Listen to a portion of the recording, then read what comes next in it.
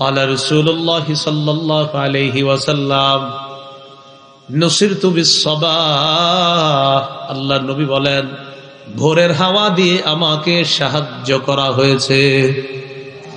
ভোরের হাওয়া দিয়ে আমাকে সাহায্য করা হয়েছে, সকালের হাওয়া, এটা দিয়ে আমাকে সাহায্য করা হয়েছে। ওয়া উহলিকাত আদুন বিদ-দাবুর, পশ্চিমের প্রচন্ড ঠান্ডা বাতাস দ্বারা আদ সম্প্রদায়কে ধ্বংস করা হয়েছে। হাদিসের মধ্যে দুইটি বাতাসের কথা জানলাম, একটা হলো ভোরের হাওয়া, আরেকটা হলো পশ্চিম দিক থেকে আসা প্রচন্ড ঠান্ডা বাতাস। আল্লাহ নবী বলেন, ভোরের যে হাওয়া, এই হাওয়া দিয়ে আমাকে সাহায্য করা হয়েছে।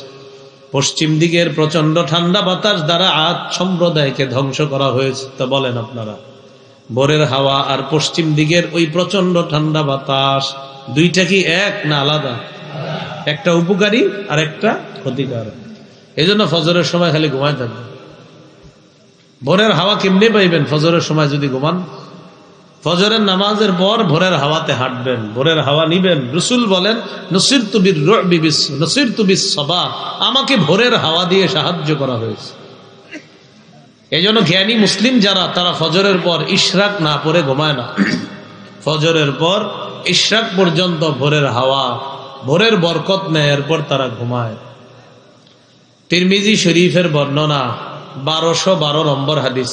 সংখ্যাটা কেমনে হয়? 1212, ঠিক না? 1212, 1212 কি হয়? 1212 না? তো হয়। রাসূলুল্লাহ সাল্লাল্লাহু আলাইহি সাল্লামের একজন সাহাবী নাম সখর। কি নাম? সখর। এই সখর রাদিয়াল্লাহু তাআলা আনহু বলেন, ক্বালা রাসূলুল্লাহ সাল্লাল্লাহু আলাইহি ওয়াসাল্লাম, আল্লাহুম্মা বারিক লি উম্মতি ফি বুকুরিহা। আল্লাহ, আপনি আমার উম্মতের ভোরের যেই সকালটা আছে, ভোরবেলার যে অবস্থাটা, মাবুদ আমার উম্মতের ভোরবেলায় আপনি ভরপুর বরকত দিয়ে দেন। নবী বললেন, আমার উম্মতের ভোরবেলায় আপনি বরকত দেন। তো বরকতের সময় ঘুমাইলে বরকত নিবেন কেমনে? এই জন্য দেখবেন রাত 3:30, 4টা, 4:30 বাজে হেফজখানার বাচ্চাগুলারে উস্তাদরা উঠায় দেয়। কেন জানেননি? কারণ ভোরের বেলা বরকত, আর বরকত মেধাটা শার্প থাকে, মেধা ভালো থাকে।